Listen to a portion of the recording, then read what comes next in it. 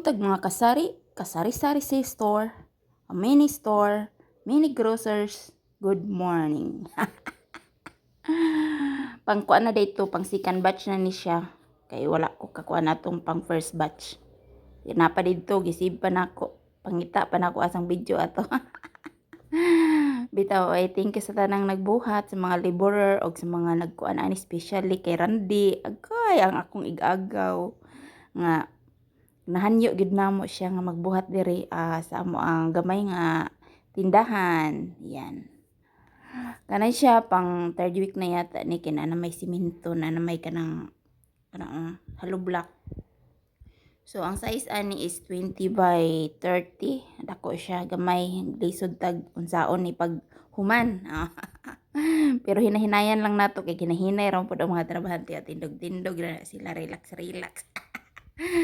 So nakapalit na mi og lang cladding ani, kaning cladding color peach na siya.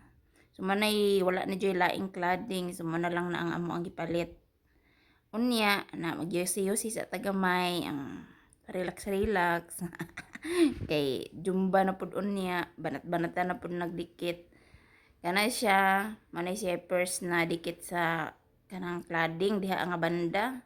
Dato na kaya mo silingan, guwapo kay balay. Amuan, tinobrera jud na.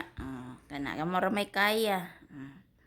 Man kani siya diha, lisod na kaya ni siya pang third week na ni siya nga sa second batch na pagpanday gikan sa atok.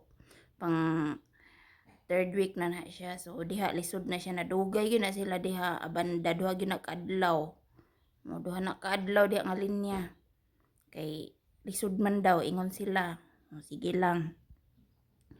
Wag yun na sila nagutman kay free snack yun na sila, free lunch yun na sila. Huwag din na lang sa taman. Thank you.